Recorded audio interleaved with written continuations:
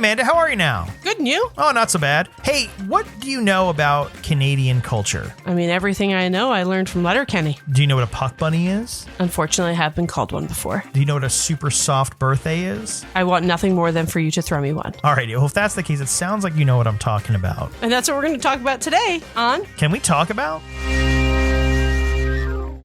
Glenn, Wayne, Howareyanow. good and you? Oh, not so bad. Ooh, look what you brought with you. Oh, Daryl. Oh, fuck. Fuck, you're naked as a jaybird. Wayne, it's humid. It's the humidity. Y'all might want to think about doing the same thing. Just pop your pants right off. That way no one gets sticky. No, it's not so bad. What's the fuss? Well, Ma Odell mentioned something about you helping her get a squirrel out of her attic. I'm faced with a similar conundrum right over there. Seems like some kind of rodent's made his home over there. I have not seen him, but I sure can smell him. It's a possum. Possum. That's right. Oh, pitter patter, let's get at her. Do you want to know what? I'd reach into a pirate hooker's chamber pot before I'd reach in there, and I'm going to tell you. Possums are immune to snake venom. They could probably survive a nuclear blast. I think it's pronounced nuclear. But it isn't. They're mutants. They have forked fucking penises. We should all be so lucky. They do this thing called playing possum where they appear dead and emit a death stink from their buttholes. Fuck. Found one playing possum one time, thought it was dead and buried it. Dug itself out a few hours later and fucked a hen right in front of her chicks. Wayne, think about the swear jar. You're putting so much money in. All right, let me take a peek, see. Pitter patter. Always had a skilled hand at wrangling vermin.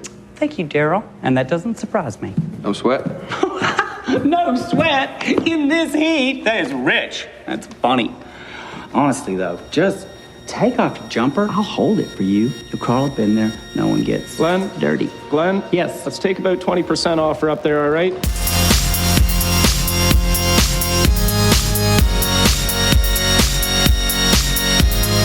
Can we talk about Letterkenny? Oh, I love Letterkenny.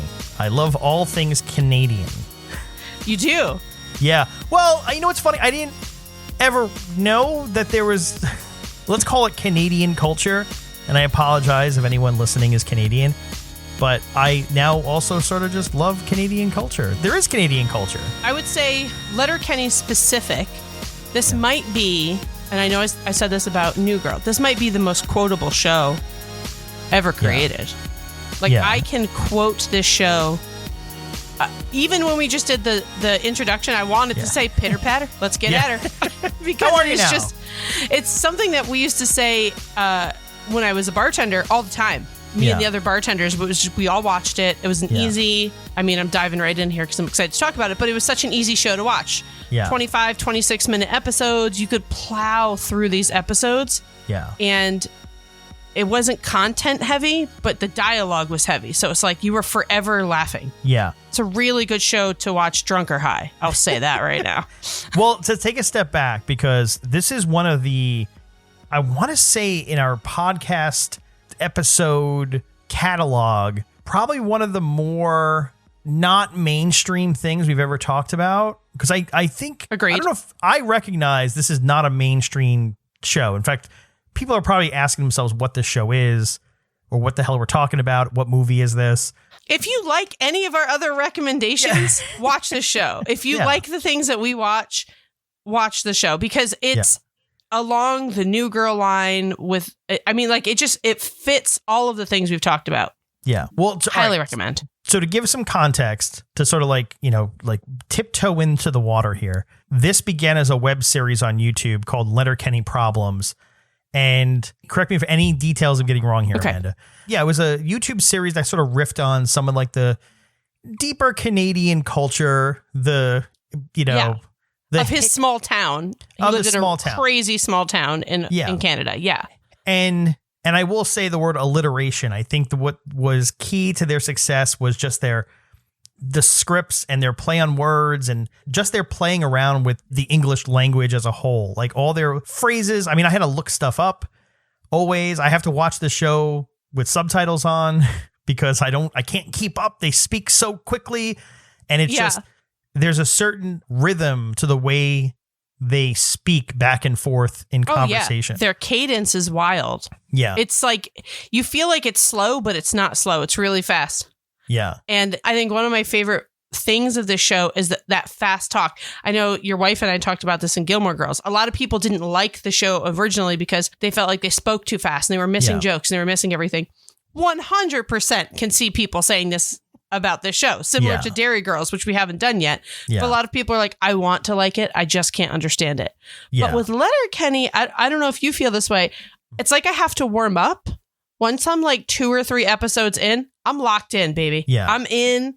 I understand everything they're saying. In prep for this episode, I went back and watched some of the earlier seasons, which, by the way, for anyone that wants to jump in, oh my gosh, there are 11 seasons of this show. 11 seasons. I want to say they're not jam-packed because I want to say that there were some seasons. I think the last season, season 10, was like maybe 6 episodes. Or like I this think season. They're all 6 or 7. Yeah. Yeah. And so they do fly by, and to your point, like they are shorter episodes. They were a Crave series, which is essentially Hulu for Canada, and now they're a Hulu series in conjunction with Crave. They've crossed over. They've made it. Yeah. And there was also a spin-off cartoon they did for a half a second, but it's really funny when you talk about Canadian comedies. I feel like Trailer Park Boys is a big one. Which he based the show off of, the comedy of this show. The main writer is a diehard Trailer Park Boys fan, and Jared Keeso's his name, but he's a diehard Trailer Park Boys fan.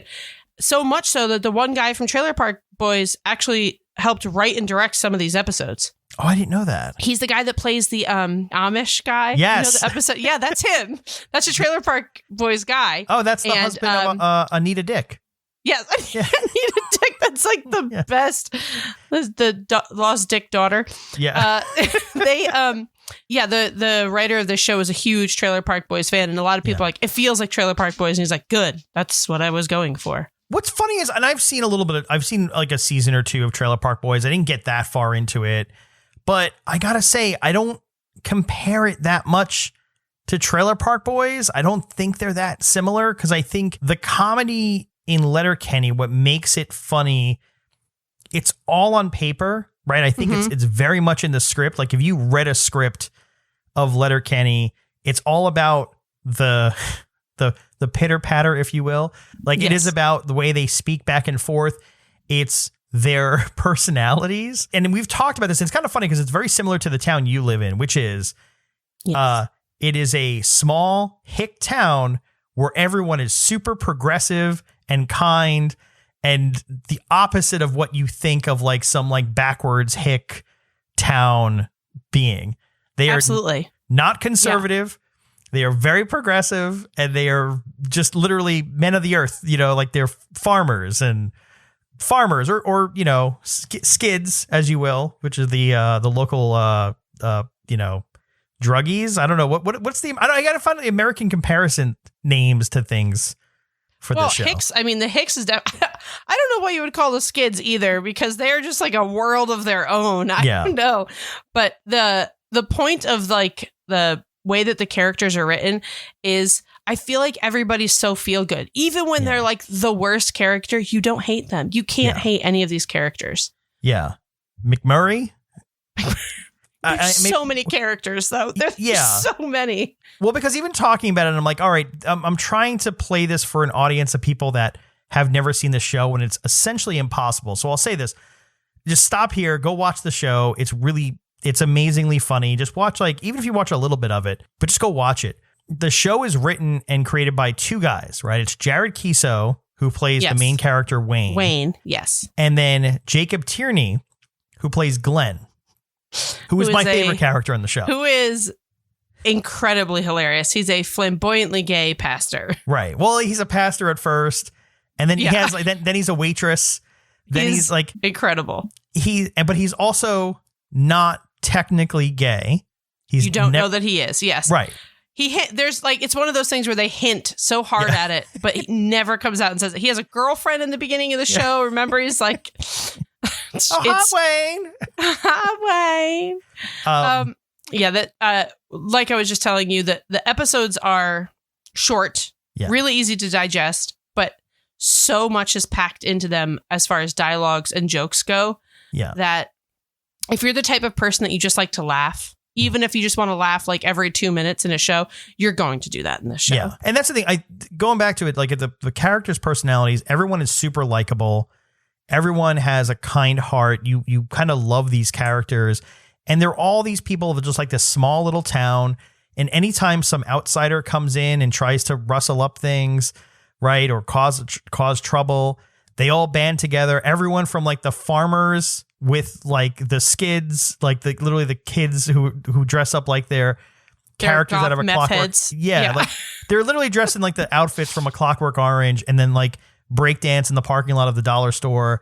But then they'll all go fight together because someone wronged their town or something.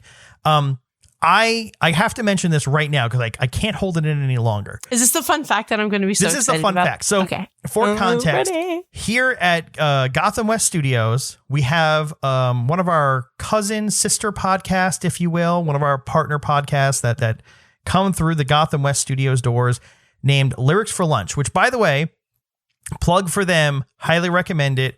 Lindsay and Aviv are awesome and hilarious. Each episode of their show talks about a song and its history and its whole backstory, and they basically like spend an entire hour talking about a single song, just like how we spend an entire hour talking about a single TV show or movie, right?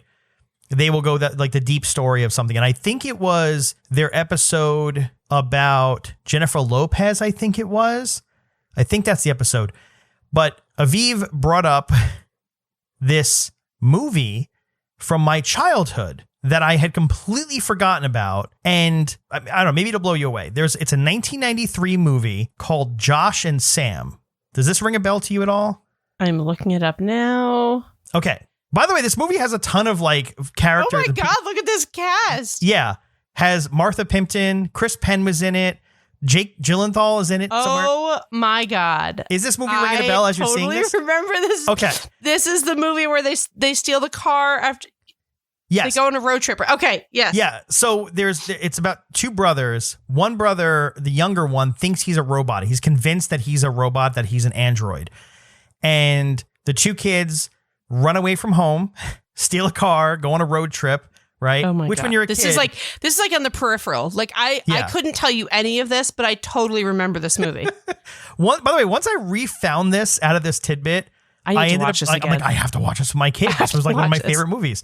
And it's funny because I feel like I used to confuse this with like The Wizard, which is a very similar context there, right? Which is like a younger brother who's sort of a savant, if you will, except in The Wizard, they're going to play Super Mario 3 in Reno, Nevada to go win money. This movie completely under my radar, completely forgot the entire existence of it until quite literally this got brought up on their podcast.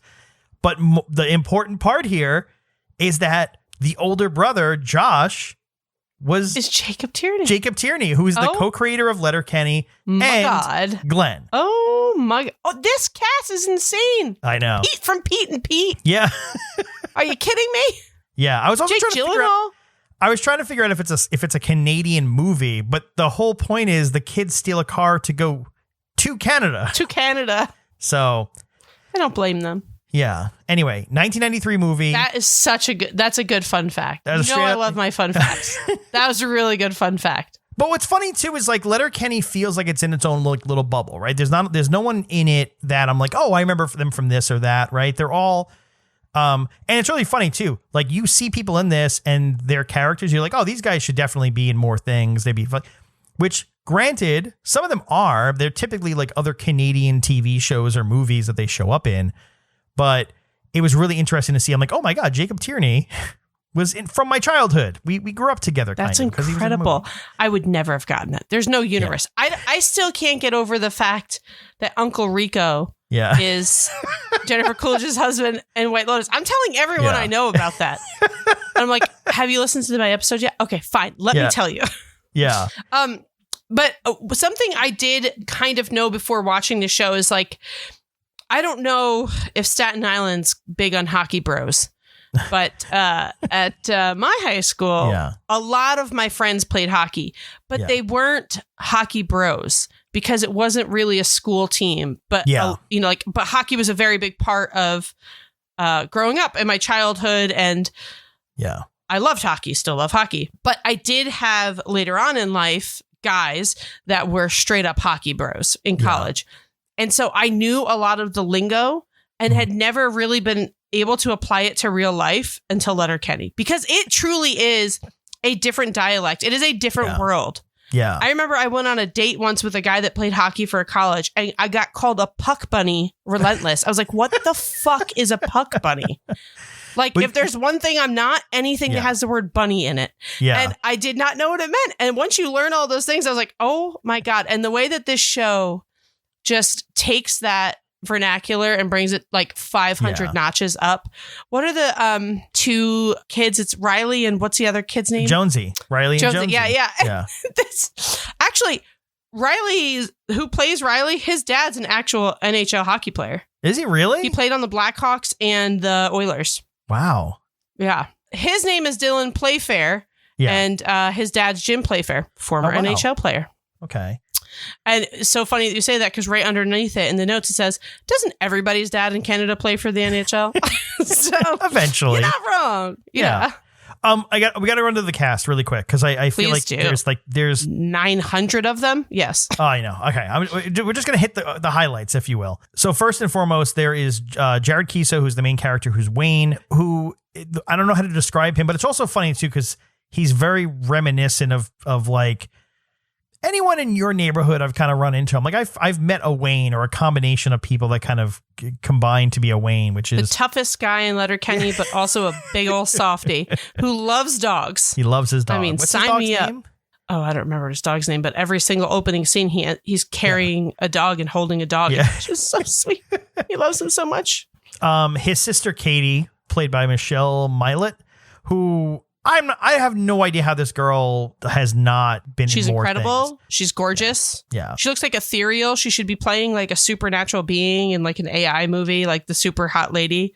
Yeah. She's also a great comedian. She's fantastic. Yeah. She is super funny, but also probably the hottest woman I've ever seen. Yeah, she's so annoying. It's in the best way. In the best way. They're farm pals, if you will. I don't know how to call them. Daryl, who is always wearing like overalls, like what do you call those? Like the coveralls. Coveralls. Yeah. No matter where they are, if they're on the farm, if they're at the Doesn't bar, matter. whatever, always coveralls. Played by Nathan Dales. Yes, that's Nathan Dales, and then Kate Trevor Wilson, who's also a stand-up comedian. A very accomplished stand-up comedian, Very I learned. accomplished and very hilarious. Who plays Squirrely Dan. Dan. Squirrely Dan, who puts S's on the sentences of Internets. It's Sushis. incredible. Yeah. Sushis. And he also takes women's studies classes. I love him so much. Yeah. He might be my favorite character, honestly. I love him. Yeah. So that makes up like the what are they called? Oh, those are the Hicks, right? That's The what Hicks, yes. Those are the Hicks. There are some other Hicks, most notably, which I didn't realize is this his actual name, Hick McMurray. Hick McMurray. Yeah. How are you now? Oh He my just gosh. says mumbling, mumbling farmer down the road. And he's referred to as a piece of shit. McMurray's a piece of shit, Yep. always. He has his wife, Mrs. McMurray. We only know her as Mrs. McMurray. We only know her as Mrs. McMurray, which is They so are funny. both very horny. And All the time. all the time. And then McMurray's sister, which is Bonnie, who in the Letterkenny universe is the hottest woman in Letterkenny.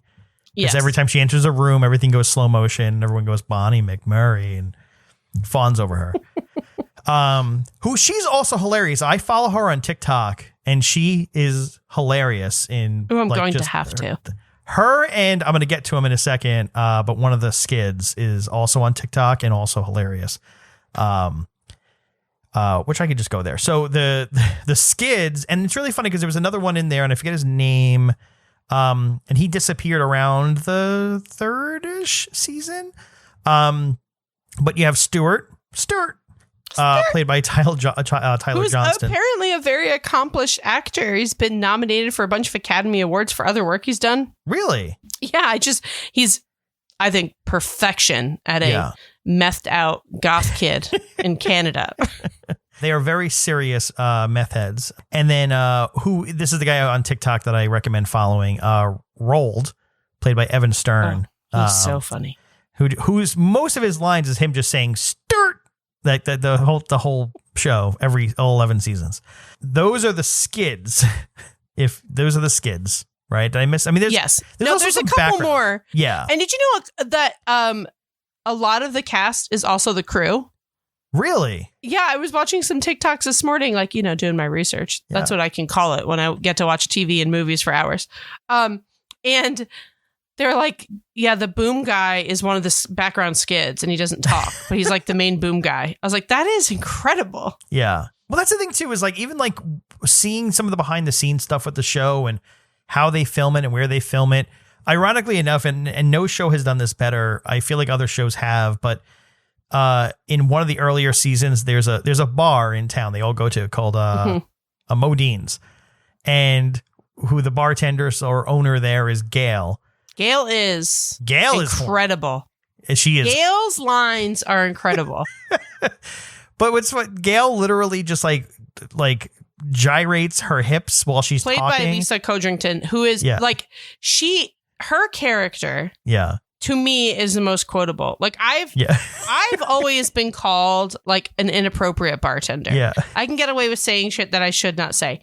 What she has done is brought it to a level of uncomfortable. There's a scene where Wayne is trying to like hook up with a girl after a bad breakup, and this girl walks into the bathroom. She's like, you should follow her. She's so hot. I want to go jerk off her dad just to see where she came from. And then she walks out of the bathroom and she's like, look at that ass. Girl, you shit with that thing? She's just, and that's on the like less offensive things that she says. Well, but it's funny, what you're missing, and this is the key nuance, is while she's saying that, she's rubbing her hands down her legs and gyrating her hips, but like off kilter. There's nothing sexy about what she's doing. She always looks like she's just about to fall over. Yeah. Like she's 2 seconds away from falling over. Okay, and so you have them also working at the bar. Oh, what I was getting at with the bar is there's Modine's. Mm-hmm. They lost the filming location for Modine's multiple times. Is that why it closed? Yes. In the show? So I think we're up to like Modine's 4 now. Yeah. Which is, and at one point I think it was literally a room at the rec center where they filmed the hockey scenes, which was just like somewhere like in one room in there. They're just like, yeah, this is the bar now. I think that was like Modine's 3 or something, but yeah, the show, I gotta say, just in mentioning Lisa and just the beauty of Katie and Bonnie McMurray, like this is a very horny show, just to throw that out there. It's a very horny show. But it's also really funny. And there's also, going back while we're at Modine's, without leaving there, I learned so much about Canadian culture. Now, you're a bartender. Did you know what a Caesars was before Letterkenny? Yes and no. Americanized, yes, but not the way that they did it. But agreed. I think I learned the most about Canadian culture in Modine's. I feel like I got my education on Canada in that bar. But have you? I'm leaning on you to. I don't know if I'm expecting you to know it because it's an alcoholic drink. What is a Caesars? So if I go to Canada, I go to a bar. I'm like, I would never order. I don't know how they would order it there, but. We had the Bloody Caesar, which is different. Yeah. Okay. It's completely different. It's Americanized. Well, because for what it's worth, just to get it out there, it's essentially like a Bloody Mary, but with like. Yeah, we call it the Bloody Caesar in America. And I don't know if that's what they call it, but it's essentially a Bloody Mary, but we would throw like clam juice in it. Yeah. Like a Clamato. Yeah. And that would be like your Bloody Caesar. But in Canada, it's kind of similar, but they put Worcestershire and hot sauce in it with celery salt as the rim, where we in the US, a good Bloody Mary mix is already going to have that in there. Better have celery salt. That's like a staple. This is the grossest thing in the world to me, but I can't do Bloody Marys. No, me either. I will tell you right now, I pride myself on making a great Bloody Mary, but I've never actually put it to my mouth to see if it's good or not. Yeah. Because it grosses me out to no end. I can't. But here's the thing, and this is what I'll give this show so much credit. There are entire episodes devoted to them talking about variations on Canadian. Like, there's an entire episode that goes over everyone trying to come up with the most ideal Caesars. It's all variations on some of the ingredients or swapping a thing out for another thing or whatever it might be. And then the later season, there's an entire episode devoted to everyone debating the best dressing for a chip, which is like barbecue or like mesquite or and they love sour all dressed vinegar. chips. All dressed. All dressed. Right, because it covers or fully dressed, whatever the heck. Fully dressed, yeah. Well, there's also like ketchup flavored. On the concepts of like them debating the nuances of culture, and they're also always very Canadian things. It is so enjoyable to watch and so much fun. And the show is really funny. Like the show, the way it tackles things, the characters. I don't even know, like there are through lines through seasons and episodes and things, but there's no like, oh, this storyline was funny, right? Or maybe I'm kind of, but I also feel like they kind of wrap their storylines up every episode. Yeah. But there are overlapping character arches, like things that reoccur, like the softest birthday party. Yeah. How Daryl has the softest birthday party ever thrown every year. And like you can watch, I feel like you can pick the show up at any episode and not feel like you've really missed anything. But having watched it from the beginning to the end, there are some things that you like, knowing that Wayne has to be the toughest guy in Letterkenny and that's why he has to fight all the time. Yeah. Like he has to defend his title as the toughest guy in Letterkenny. But I feel like there's certain storylines that maybe they kind of overlap, but they're not really, I don't know. I don't think you really need to know them. Yeah. Maybe that's the beauty of the show. Yeah, I mean, at some point, you know McMurray's a piece of shit, right? You know that, right? The ostrich story. The ginger fucked the ostrich, yeah. But maybe it was Bootsy. How many people does it take to fuck an ostrich? There's so many like little things like that where I'm like, like you sort of pick it up over time, but also to that point, if you get to a point down the line where you skip, the first couple seasons and you hear them referencing something, and then you go back and you see what the episode, the genesis of what they're referencing, right? To your point, like there's an entire episode dedicated to Derry's birthday party being quote unquote too soft, or as they refer to it, it's two-ply, right? Yeah, it's two-ply. Softest birthday ever. And they'll just reference things like two-ply down the road, right? So there's a dictionary of phrases and things that came out of this show that are great. And then also like, we mentioned it up front, but like anytime, which is sort of in the later seasons, but anytime Noah Dick shows up, the local oh my God, it's so good. Mennonites, it's just innuendo over and over again. It's just like what's coming. It's hilarious. I love this show for exactly that reason, and also the fact that it's so Canadian. Yeah, like even the music in the show, they only feature Canadian music. Yeah, it's like I was only Canadian music. Yeah, and that's got to be so hard to do. I will say so many Avril songs. The music in the show is so damn good. It's really good. And it introduced me to like one of my favorite songs from like 2 years ago at this point. Fun note, Jared Kiso is responsible for picking almost every single song in the show. I read a quote where Jacob Tierney was like, Jared legitimately has a giant mixtape that he's been making his whole life for the show. It's just the soundtrack of his life. The show obviously is named after the town. You have some main characters, but again, everyone in the town is a character. Like there are so many side characters. Like to the point when we started here, you were like, all 100 characters, right? There are so many characters. There are people like who are part of like groups that you don't even know. They're just kind of like background, silent people in the background. Absolutely. Jonesy and Riley, we haven't really even talked about them. They're two hockey bros that are like madly in love with Katie, who she kind of just strings along for fun. Yeah. And like they always think that they're going to have a chance with her, and she just continues to string them along for fun.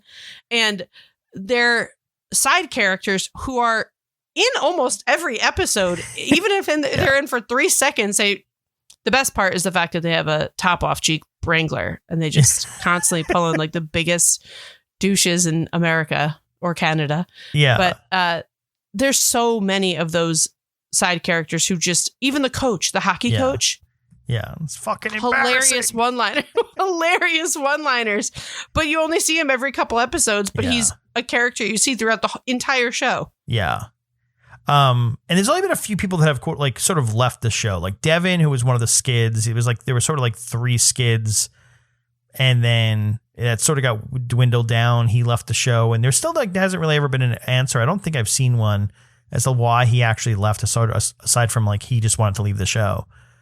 And then Wayne has had a few girlfriends, right? He's had a few. Now he's sort of finally stuck. That was like that was a ongoing kind of like threaded plot line for a while of like the Wayne dating people, and The whole premise of the show starts with the fact that his heart's broken because his girlfriend and he broke up and she worked at the bar and, Was that Angie? Yeah, which I totally forgot about until I was like, I'm going to start from season 1 just to get ready for this. And and let's talk about hot chicks. Angie is hot as hell, so I don't blame him for. Yeah. Then she comes back as a puck She comes bunny, back. right? Yeah, she comes back. She goes back there. And then also, wait, not to mention too, there was like sub Canadian culture too. Cause, where do they go? They go to another town, the French part of Canada. Oh, what the hell's the name of that town? I don't remember it. They go to Quebec, right? Is that where they go? Yeah, they go to Quebec, but don't they go to a specific town name? Yes. I forget the name of the town. I don't remember what it is. But then there's people that are listening to us that are diehard Letterkenny fans. Like, how could you not remember that? And I'll say, to be fair. And that's the thing too, is like, it's really funny. I mentioned before, I'm on Reddit a lot.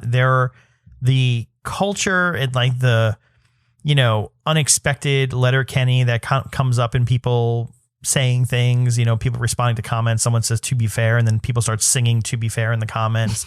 Right. It's you're sort of part of this like little subculture that's not so mainstream, but also the world has been built, right? It's a very big world build that's happened, and it's Canadian culture, and everyone is super nice, right? Like if Ted Lasso cursed more and was a little hornier. I mean, that's kind of fair. What we're getting at, right? It's there's not a lot of, aside from like, there is actual fighting. There are many episodes that end with like slow motion. Someone's getting beat the shit out of by Wayne or the entire town as they go fight for Katie or something, right? Like there's an episode where, Katie's dating an American guy. Cause of course, he had to be the piece of shit.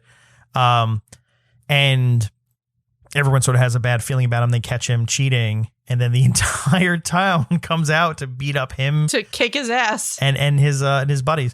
And that's the thing too, is like the show is unapologetically like very progressive, but also, I mean, on the surface too, it's like, because again, it's just a TV show, and they're hicks.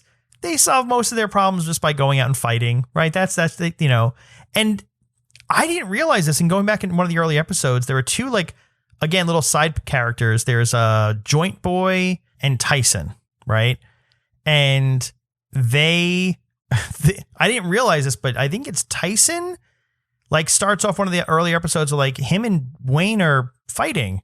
Like they're not friends. They end up getting to like a fight, and then they have like a little rematch, and then they're like best friends because, they fought it out, That's I love that like little story that he has. Like, yeah, we can fight. And there's always a scene where they call his house and he picks up the landline wall phone, the rotary phone, and he's like, yep, meet me at the top of the road. Don't come down the driveway. Yeah. And like he goes out, fights what he has to do, goes back in the house. Yeah. I love that he just like pops open a Marlboro Red, like last punch is thrown. His arm's not even connected with the guy's face. His hand's already in his back pocket, pulling out a cigarette every time. Yeah. It's incredible. Yeah. I don't know. The world that's been built in this show is really fun. Also, and this is the closest you get to mainstream. Jay Baruchel shows up randomly. And it's sort of hilarious because I think he's a little bit more of a mainstream actor, right? He's been in a lot For sure, but he kind of has died off a little bit in the comedy world. Like the comedies he used to star in have kind of died off a little bit. Yeah, but he shows up in this as Hard Right Jay. Hard Right Jay.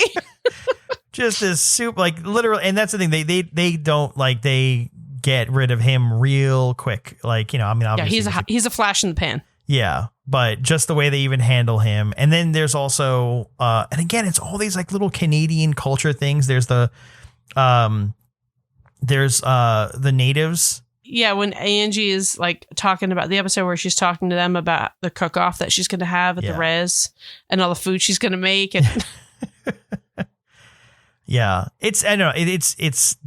I don't know. I love that world build, and there's a lot of. It's really hard. I keep saying world building almost to the point it's stopped. It's not going to mean anything anymore. But there are shows that try to build a world within it. Do you think about like something like The Office, which had how many seasons outside the walls of the Dunder Mifflin office? You don't really like. There's a few episodes that go outside or go to someone's house for an episode or here and there, but beyond that, like that's the whole world. This is an entire town. It's a whole Canadian town that is built up in your head and explored, like, and it's also funny too, there's no consequences, right? Everyone's really nice because they're Canadian. Yeah. There's no police. There's nothing, like, even when like bad things happen or something, they just work it out amongst themselves, right? It's very Canadian. It's very Canadian. It's very Canadian. You know, I've wanted to go visit Canada, like, I know I feel silly because I'm like, I kind of want to go to like the town that it's sort of pseudo based off of, or like where they film. Ish. I would go on a road trip. Yeah. I'm in. I'll take the Canadian road trip.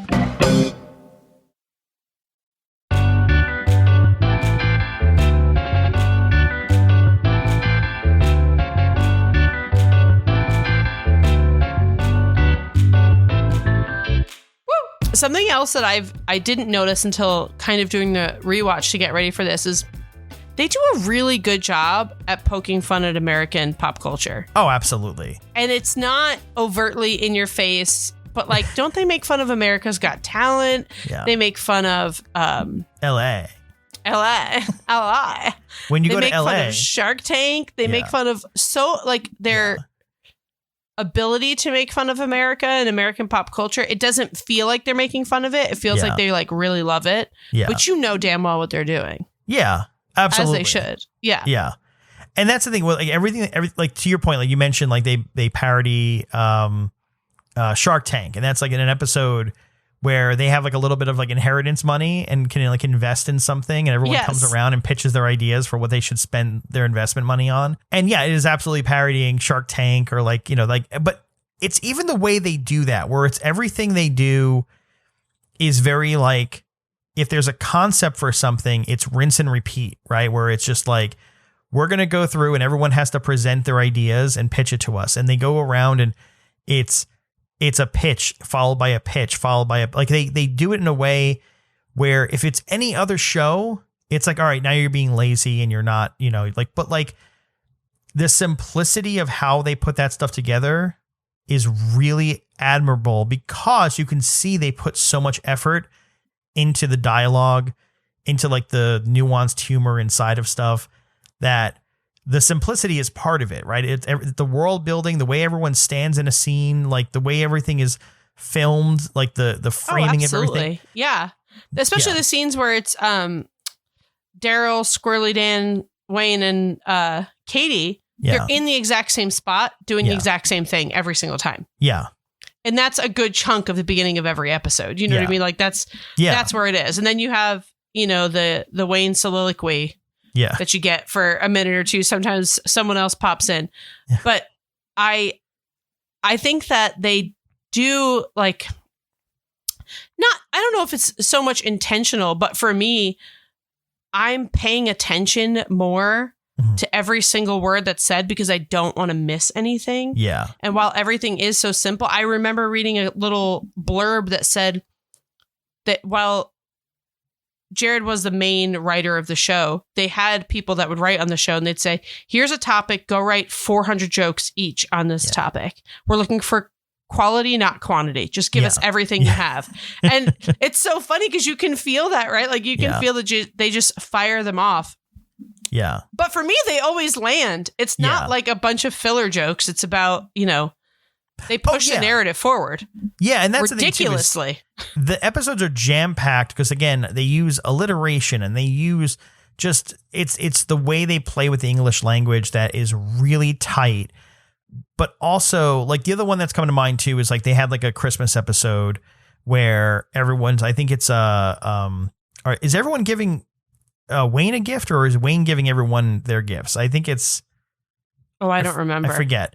But every, you know, there's like a little thing that's happening, then it like cuts back to that scene. It's like this person's in the room and it's their time to get their gift from Wayne. And then they get their gift from Wayne and take a picture and then they're off. But it's the way all the characters interact with Wayne, you know, who's kind of afraid of Wayne, who's horny for Wayne, who it like looks up to Wayne, who's also horny for Wayne. So it's done in like a rinse and repeat kind of thing. But at the same time too, like to your point, they are jam packing it with jokes. Nothing is filler. Nothing gets said for the sake of moving things along. There's no like, oh, here's a scene for the purposes of, you know, deep diving into this person's psyche. It's like, no. Everything is told through the story, through the comedy of what they're doing. It's all about, here are the characters and they're sitting around having conversations or doing things. And I mean, it's really, they're all sitting around having conversations. If they're doing things, it's fighting or drinking. I love it. And what's the name of the beer? It's like, Puppers. Puppers. Yeah, Puppers. Yeah. And it's Which is an a real actual beer in microbrew. Canada. Yeah, it's real. I love that. Yeah. How do you import? If people should don't know, this. I'm dog obsessed, animal obsessed. Can you get Puppers in America? I don't know. I'm about to find out. How do you import Puppers? it? If you are, if you'd like us to sponsor you, we're happy to do some Puppers ad here. But yeah, aside from, all right, I'm gonna exempt the main cast, right? So no Wayne, Katie, Daryl, or Squirrely Dan. Do you have a favorite character? Well, that's not fair. All right, how about this? Do you have a favorite side character? Gail. Yeah. I like, not for no other reason than she is so.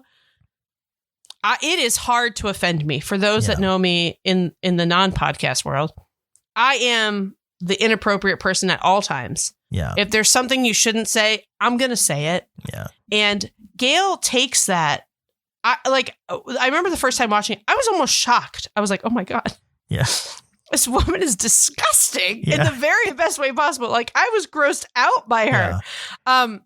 She also, by the way, she also like she kind of like, oh like, God. And she drools, and we were just watching the Fart Book episode, and she like gets yelled at for spamming people on Fart Book, which is like a Facebook they created for their farts. Yeah. And please don't let that deter you. It's one of the funniest episodes. And she's running back to her bike, and her run is just so. I mean, like, I was crying. There's something wrong with this woman, and she's like running to her bike as she's just spewing these disgusting insults. And then she gets on her bike and like goes to go away, and she almost falls off her bike. And like everything about her character, the way she runs, the way she talks, she's just so off-putting is the best way to put it. And like, I don't know how to describe it. She just makes me uncomfortable in the very best way possible. There's nothing about her that I'm like, oh, someone might have sex with her. Yeah. That's all she wants, is someone to have sex with her. And she's so disgusting. On purpose. Also connect with the whole Fart Book thing. Funny enough, and again, going through a rewatch myself, a couple seasons later, McMurray is approaching one of the skids. He's like, you're the guy who made the Fart Book, right? Love the Fart Book. Like, just in passing, for the rest of eternity, these things exist, and like that whole concept of like, this is inside their world. And again, I love this kind of stuff. Which is just, it's such a passing comment. Like, you're the guy who made Fart Book, right? And just like, that's the genesis for why he's going to talk to someone about helping to make a website, was like, oh, that's the inventor of Fart Book, which is something that happened 3 seasons earlier. And was just like a blip one episode. Yeah. But when I was rewatching that episode, sorry to focus on one episode of 9 million, but we just rewatched it before we started recording. And like, I forgot the scene where Glenn, who's supposed to be the pastor, they show everybody like checking their Fart Book profiles, and Glenn gets called out because he doesn't actually upload his farts. He's just like really into other people's farts. And they show a scene where he's sitting in the pew with his laptop listening to farts, and he's unbuckling his pants, putting his hands down his pants like he's about to jerk off to the farts. And I fucking lost it. And it's literally a nanosecond. Like, if you were to watch that episode, you would blink and miss it. But I watched it and I was like, oh my fucking God, I can't believe I missed this. I think I don't know. It wasn't the first episode. I forget when it was, but there's an episode. It's like the second or third, I think. Yeah. Well, as I said, there's an episode. I don't know if you remember this. And this was my introduction, was like Glenn calls Wayne and I think it's Daryl to help, because there's like a raccoon or something stuck in the church somewhere. Oh my God. That's like the 4th or 5th episode. Yeah. Yeah. And he's got, is that what he has? He's standing up on the stage, no pants on? Yeah. He's got no pants on. Yeah. But it's just the way how he's flamboyant, but he's also the pastor. It just, and his delivery with everything is just, he's so much fun. He's just a fun little side character. He smokes Virginia Slim, like 9,000s. These like super long, skinny cigarettes, and he like long drags them. Yeah. Like it's, oh God, it's incredible. Wade! There's just so many little nuances of the characters of the show. I'm telling you, if you haven't watched it, if you enjoy things like The Office and New Girl and that kind of comedy, you'd love it. Yeah. It's a highly recommend from us. And I'll say too, there's others, like I'm thinking too, and like it's just, they have all these characters and then throughout different episodes or arcs, like different episodes hang out with different people, right? There's an entire like run where like one of the Skid Stewart is hanging out or dating Katie. Yeah. Which is sort of like starts in the first episode, but you didn't tell me what your favorite side character is. I think I don't know. I love Squirrely Dan. Like, I mean, I'm not do Squirrely Dan. too. Sorry. He's one of me. McMurray. Okay. Yeah. Just because, and it mainly has to do with the fact of like, they literally run around with saying McMurray's a piece of shit, but also he's not affected by any of it. And he always like he annoys the hell out of Wayne because as they're trying to like, just, you know, how are you now? Good and you, like he'll talk over him and just throws it's just his little muttering and like his delivery with things. And then like with his wife, he's just randomly horny, like, and they're just all over like, it's just, the election episode where he elects himself to the head of the agriculture board. And then just like, he and his wife are just standing there like smacking each other's asses for a minute straight. And he's like, pack your shit, let's get out of here. She's like, so proud of you, baby. Like even that, like where there's the ag hall, right? It's just a bunch of like the farm. Oh, what about Dickens? Dickens. That's what I said. You know, the auctioneer guy who literally speaks in auctioneer talk. Just stands up and is like, oh, you don't want to go. And there's 7 people in this room. Yeah. 7 people for a vote. Yeah. But like, I don't know. It's that kind of stuff too, where like, there's all these like little side characters and in one that's like, hey, we need help. Let's call this person. And like, everyone's there to help out each other. And that's the thing too. There's some feel good stuff in there. When a friend asks you for help, you help, right? Like that kind of stuff. Like, like Wayne's so not about social media when I want to say maybe it's the election episode when he's talking about, oh God, what does he call it? When he's going to do like something good for somebody and they're like, well, if you're going to do it, you got to get it on the book faces and the Facebooks and you got to snap the chats. And he's like, he has this like great quote about doing it without, not for the tweet and it'll feel fucking sweet. And he's like, wake up in the morning and you shovel someone's driveway after fresh snow and you don't do it. I wrote it down in my notes. Doing a charitable. No one does a tweet and it feels fucking sweet. Just talking about like you don't have to do shit just to be recognized, do the right thing. Like it's super sweet. The messages they get across are really sweet. They're very feel good. Yeah. And that's the thing too. Like it is their little family, right? And you know, they treat each other like a family, especially when, you know, take about 25% off there, Squirrely Dan. Just, you know, like, oh, the way that Squirrely Dan hits on Katie and she'll randomly say like, oh, that's a good point. He's like, that's what I appreciate about you, Katie. She's like, that's what you preach about me scared. Wayne always comes back with a percentage off that Squirrely Dan needs to take it down. I don't want to ruin it because it's one of like my favorite bits they've done as far as like one of the little banters between like the 3 guys. But there's a point when Squirrely Dan is talking about, he's like, your girl ever, when you makings the loves, you know, stick a finger in the, you know, and just the uncomfortable conversation where these guys are sort of engaged, but also like they're how clearly much do telling we a lie here? Yeah. Like, I don't know, just the way they interact and like just the buttoned up. I mean, literally, you know, Wayne tucks in his shirt, right? Always tucked in. You know, Daryl's a little, you know, he's a little funny, but he's also, you know, one of the guys and then there's Squirrely Dan, right? Like the nuance between the characters, they're so well written. They're so much fun.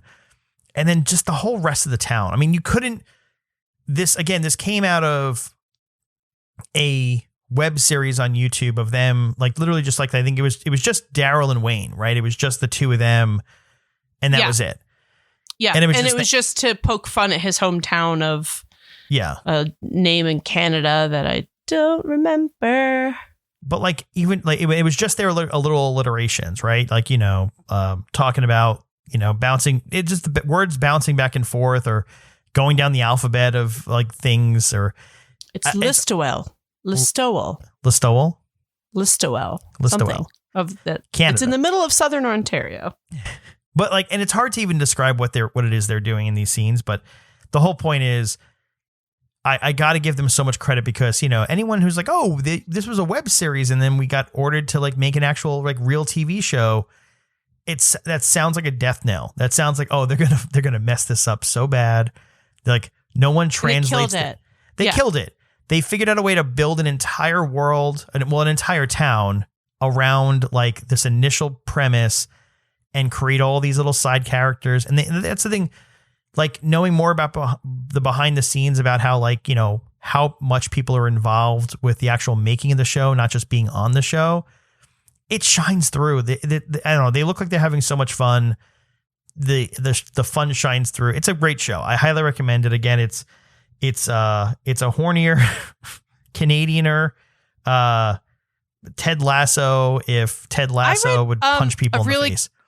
I mean, that's perfection. If Ted Lasso punched people in the face. I read a description that said it's the Canadians' answer to Broad City. And I do see that like Broad City is kind of its own weird thing. I love Broad City. Maybe we could do a Broad City episode one day. But absolutely. To me, more to the Ted Lasso end of the spectrum, but it is as off kilter as Broad City was. Yeah. Like Broad City is definitely a niche show. Like again, Broad City will be one of those episodes where if we do it, huge Broad City fans, everyone else are going to be convincing to watch Broad City. Where right now we are trying to convince you to watch Letterkenny. Yeah. I have a favorite episode of Broad City. Okay, that's fine. That's super easy. That's an easy one.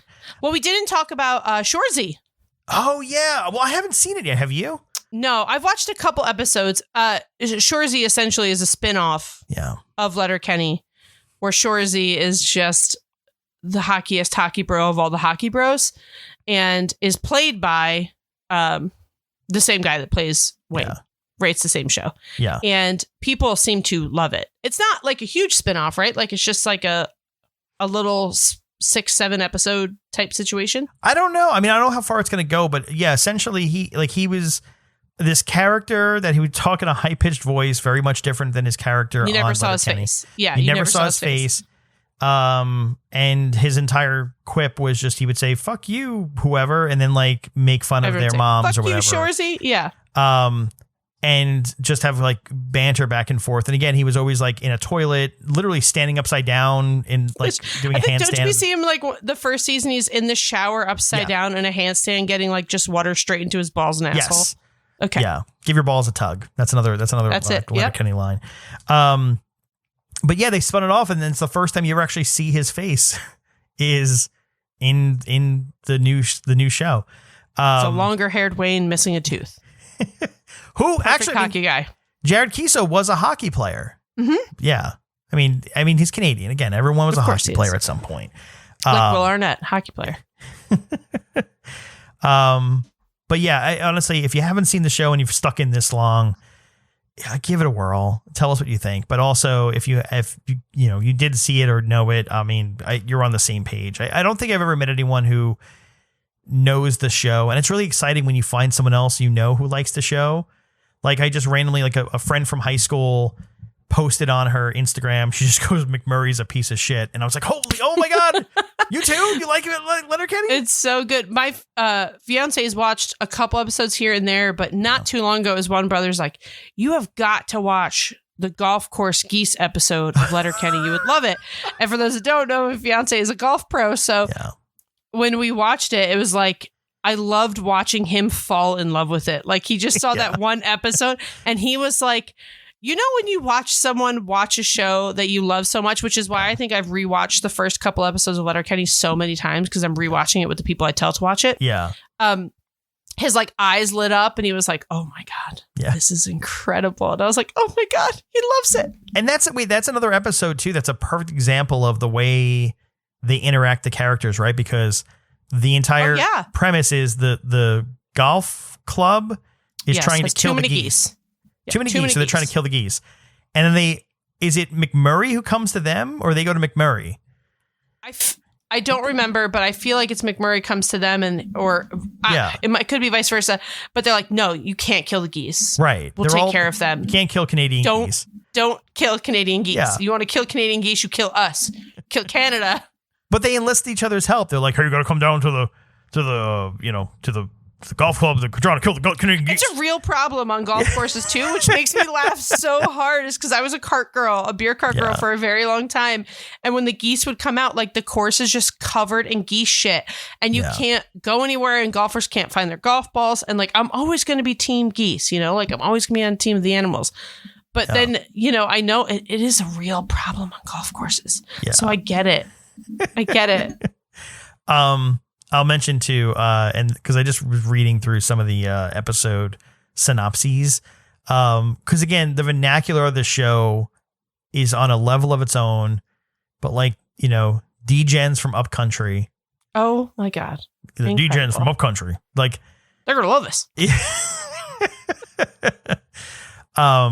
Yeah, I don't know. There's so much stuff. Like there's a website dedicated to like all the explanations for all the words they say and different things that you're like, what is that? I don't know what that means because I'm not Canadian. I'm telling you, we used to say pitter patter, let's get at her behind the bar all the time in the morning when we were fucking hungover as shit. We'd been drinking till 7 a.m., slept in our cars, and we were like, all right, pitter patter, let's get at her. We can do this. And it was just a perfect example of like, this fucking sucks, but we got to do it. Let's do it. Yeah. And it would always shock me when I'd be like, what do you mean you don't watch Letterkenny? You say that every Saturday. Yeah. Like, what are you talking about? They're like, I just say it because you guys say it. Yeah. That's how we break them in. Yeah. But that's the thing, too, is like also there's an episode where the hockey players and the Skids are trying to figure out who's more popular on VidVoc, which is TikTok-ish. Well, that's the thing, too. And that's what I love about this. It's not a replacement for. It's not like, it's basically TikTok, but we're just going to call it this. No. In this world, those things exist. That is TikTok, yes. Facebook exists, but we're going to have Fartbook. And then TikTok exists, but no, they don't use TikTok in Letterkenny. They use VidVoc. They use VidVoc. Right. Yeah. Like that's what's also like, it's all in its own little world. Like I don't know. They're on their own planet. It's great. I love it. I would say since COVID, right? So when everybody was kind of stuck home looking for things to binge, much like other shows that we've talked about in here and movies we've talked about in here, like New Girl had a resurgence. I feel like Letterkenny had the same kind of resurgence because I didn't see, it felt, I know that you're like anti super popular things.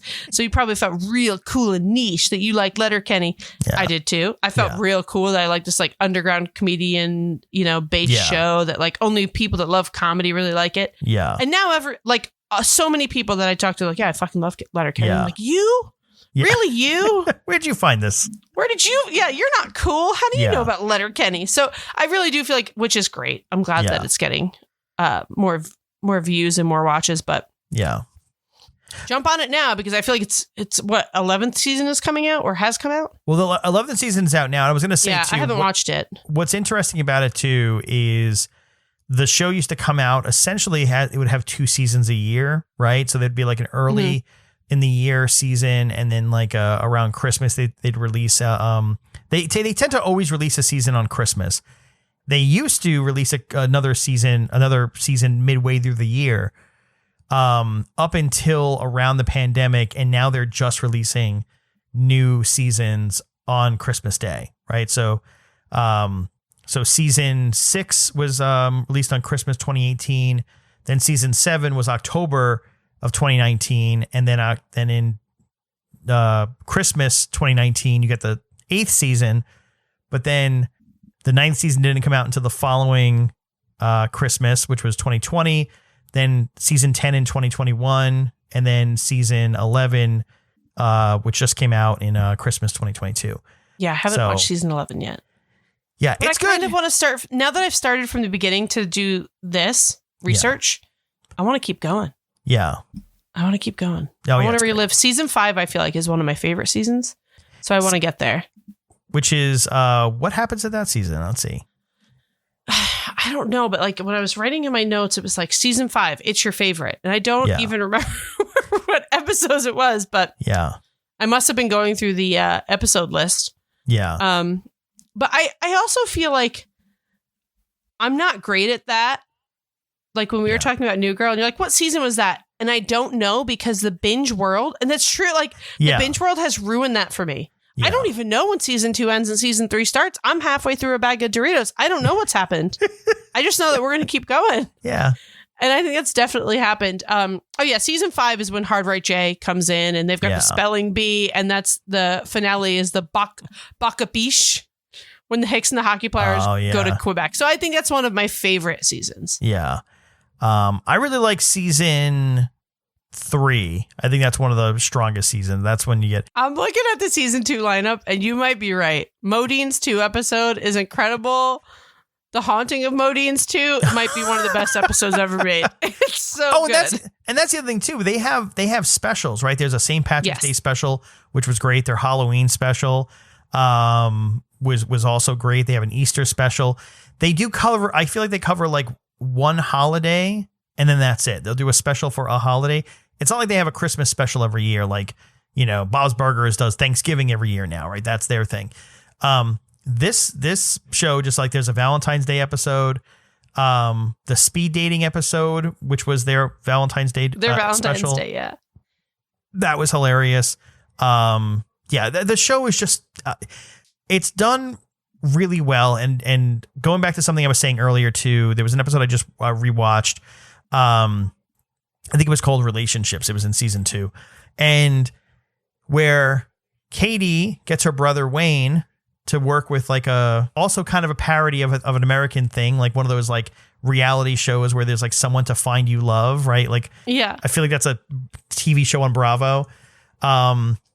And the matchmaking episode. Yeah. Oh my God. I forgot about that one. And that's where she's like, I like to think of myself like, like the 3 little bears, right? Like there's, this one's too hot. This one's too cold. This one's just right.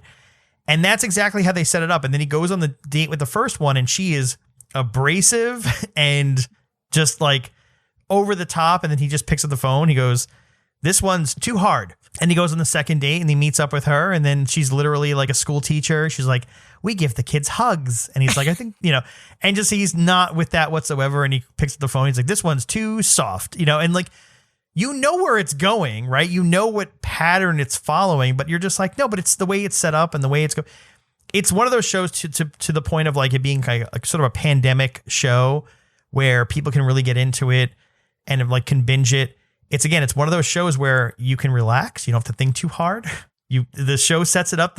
They literally say this is like the 3 little bears, and he goes on a date when one's too hard, one's too soft, and one's just right. So you know what's coming. There's no surprises along there, and everything that happens along the way is just fun, and it's a fun little ride. So highly recommended, especially if you're looking for something to just kind of watch at night, enjoy something and then go to sleep. Nothing too shocking, if you will. When I told my one friend that we were doing this, she was like, oh, that's pop and edible programming. I was like, what? And she's like, you can pop an edible and you're just good to go. And I was like, pop and edible programming. That is incredible. What a sell. I mean, she's not wrong. She's not wrong. Yeah, no, she's absolutely right. Yeah. But I'm going to have to start using that vernacular. Like, oh, no, you know what this is? This is pop and edible programming. Well, because that's the thing, too, is like, it's really funny. I've said it before, and I go back and forth because a couple weeks ago, I was like, I'm just going to start watching some movies I haven't seen in a long time. And just like, I want to watch this and then put it on, right? 2-hour commitment or an hour and a half commitment. It's hard. If you tell someone, hey, there's a show with 11 seasons, we really recommend it, right? That's hard on its own. But if you're just like, it's a hard pass. Yeah. But if you're just like, you don't have to think too hard. It's just fun. And, it might make you a little horny too along the way, but also it's just like not really, But I would say it's more like 5.5 seasons because every episode's like 25 minutes, So like 6 if we were episodes a season. Yeah. So I mean, it's really fast. I can in one sitting I watched a season and a half. Yeah. Like it's not it's not as intense as it sounds, but I agree. Yeah. I agree. This is I think I could talk about this all day because I just want to keep quoting the show. Yeah. But I want people to watch this that haven't watched it. And please tell us if you haven't watched it when we got you to watch it, because that happened a lot with Severance. I think we got a lot of people to watch Severance. Yeah. So I want to... Apple TV owes us that. Yeah, they do. Yeah. I want to convert some Letterkennyers. I will say, this will probably be our lowest rated episode. Probably. We have. We made this for ourselves, damn it. Yeah. And if you're Canadian, please correct us. Please tell us all the things that we got wrong. You're better than we are. We know this. It's fine. Good chat. Great. Is there a sign off? Is there like a goodbye phrase in Letterkenny's world? A Letterkenny sign off?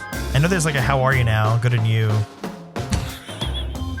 Which I've always wanted to like do with someone, but no one knows. There's a girl I worked with when that very good friend of mine. We were quite obsessed with Letterkenny during our bartending days, and she used to do that to every customer to see how far she could go with it. I couldn't be around because I'd blow it for everybody. I would laugh so hard. Yeah. I can't. Those are the situations. Usually I'm the one I can make the joke happen, but I couldn't do that one. I did the pitter patter already. I guess. That could have been it. We can pitter patter to the end of the show. Pitter patter, not get at her. Yeah. I mean, all right. We're gonna pump the brakes on this. Yeah.